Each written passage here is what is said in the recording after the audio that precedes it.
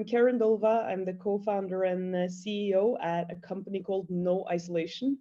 And we actually try to live up to our company name. So we're working to achieve a less lonely, less socially isolated world. And we do that by developing what we call warm technology for groups that are more socially isolated than the general population. And the first group that we targeted was kids and youth with long-term illness, children that are often then kept away from school and friends for months or even years. And after a lot of research and user testing, we ended up developing a telepresence robot. It's called AV1 for avatar, if you want to. And this actually can go to school when you cannot go yourself, and you remote control it from your sick bed so that you can be a part of class or go out to the yard when it's break time and really participate and talk to all of your peers and almost experience being there physically. And then secondly, we started working with quite an obvious group when you're targeting loneliness, and that's the senior demographic. We ended up building a computer for the otherwise analog, so it's huge. I'm going to try to show it off. It's a 22-inch screen with one button on and off, very mechanical, so that you should know whether or not you're operating it correctly, and it's the whole family that has an app on their phone, and they can send content and do video calls and really let the older family member feel like they're a part of this digital community that the rest of us spend so much time in. Our vision for the future is obviously to continue helping different groups and making more technology.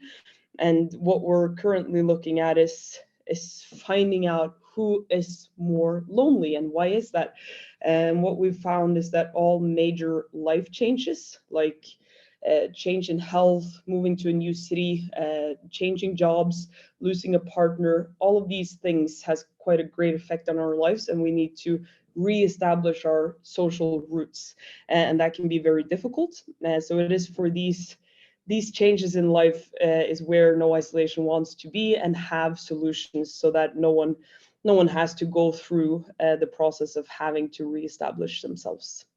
And to end it all off, I really hope that everyone watching this will think about the people they have in their lives and their need for technology, because way too often, almost always, the newest tech is made for high functioning, relatively high net worth individuals that can leverage technology to become even more efficient.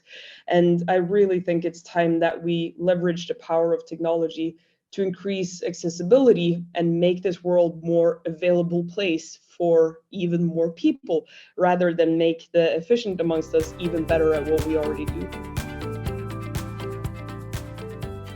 I have two co-founders, Marius, Matthias, and myself, and we had known each other for quite a while before starting No Isolation. We had been talking quite a lot about senior technology and how many of the solutions out there for the oldest in the population are adaptations, and they look like toys, and they haven't really been designed for that demographic or their need. But what really made us found the company and start was actually a friend of mine who had worked as a nurse on a children's ward, and she mentioned these kids. We started Googling, and that became point of no return. You cannot have developer skills and not want to do something about an issue like that when you come across it. And yeah. Since day one, I think we both, me and my co-founders, we've been very aware that we need to run No Isolation like any other startup, any other company.